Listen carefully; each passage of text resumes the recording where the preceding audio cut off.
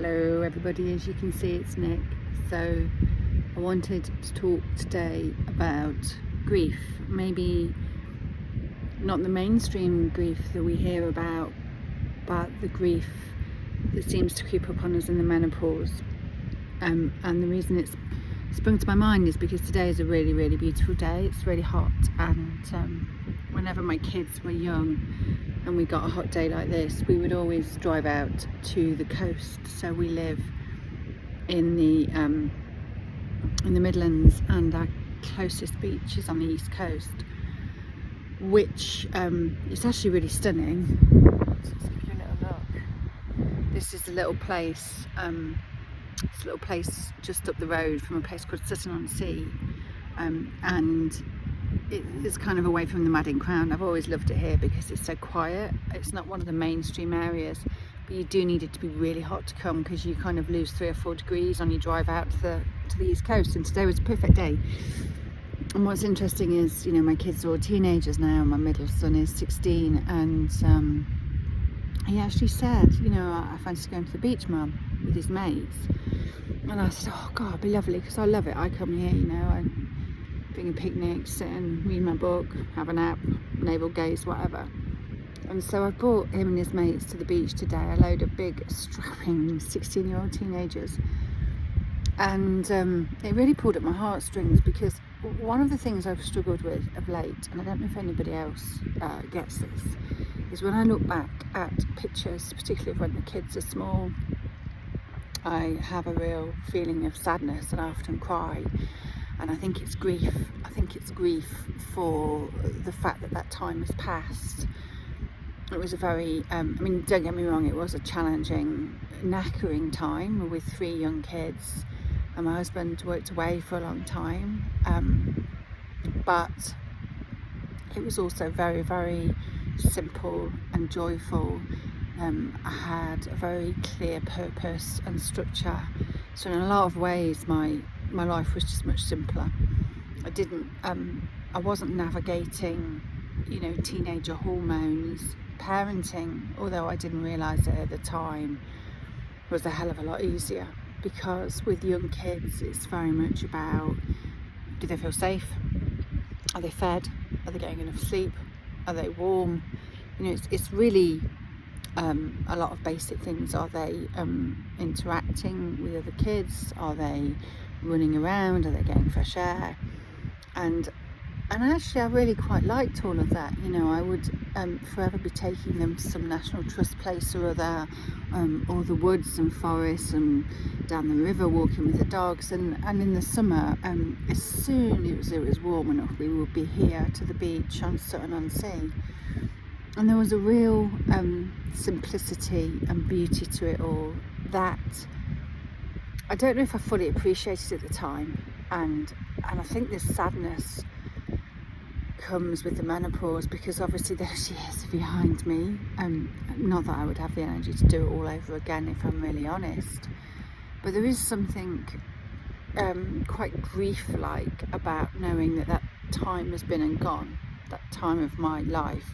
Obviously I'll always have my memories, but I won't relive it. And I do get very sad, and I wish at times I'd been less knackered, a bit more engaged, less impatient, less shouty. I think sometimes I was quite a shouty mum, because I was frustrated, and with 3 kids, 2 boys and a girl, a lot, you know, it was really hard to get them to listen to me at times, because kids they're in their own world, right? You know, they are, you know, as much as you love them, they are made to be really self-serving. And you know, your role as a parent is how you can give them their safety and their joy and their creativity, but also within the reality that we have to live within bounds. There are boundaries. So I am in a phase at the minute where, when I look at a lot of the pictures of our past family holidays, oh, the wonderful one, do you know what, it's only now looking back I realise just how much we did with them. I didn't realise that at the time, but there is a real grief. There is a real grief that I think we go through when we realise that those parts of our life have that it's done.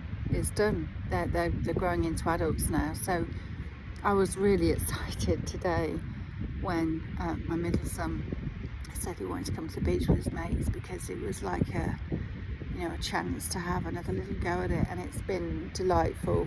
His mates are lovely. We're just all chatting on the drive here. They're all gone off for a swim now.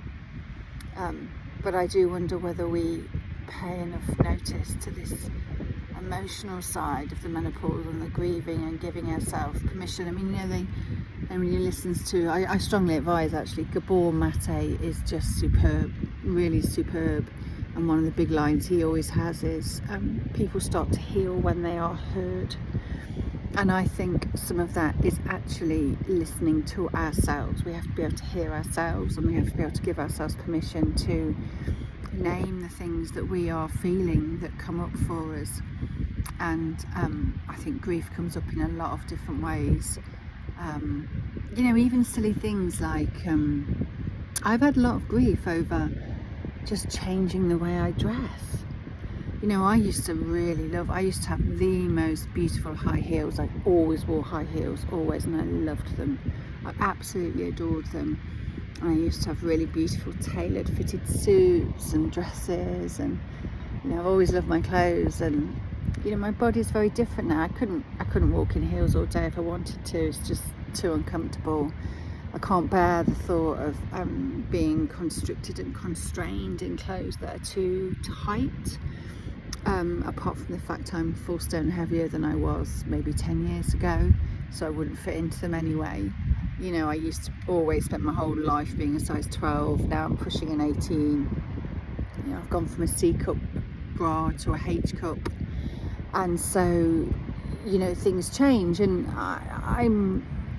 I still love beautiful clothes, and I buy different beautiful clothes that are kinder and more flowing, and I tend to wear a lot more flatter shoes, or I tell you what are really good actually, the block heels. The block heel platforms are really good, they're really comfortable. But that can sound quite superficial, but it's not, because those things that are important to us, whatever they are, clothes, creativity, colour, that has always been really important to me. I've always loved that. I've always loved being creative with what I wear. I love being creative with my home. It's important. It's a part of who I am. And it has taken me a while to get my head around that body and that time of my life is gone, and there are new and other beautiful things that I can embrace, but they are different. And I think it's important to give ourselves permission to say, we do feel sadness when that part of our life is over.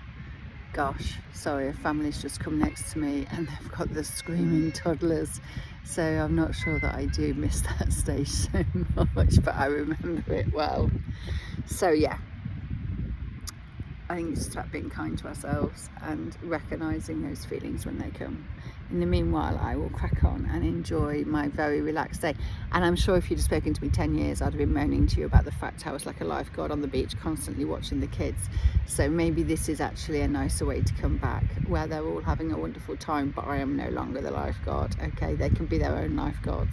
All right, lots of love.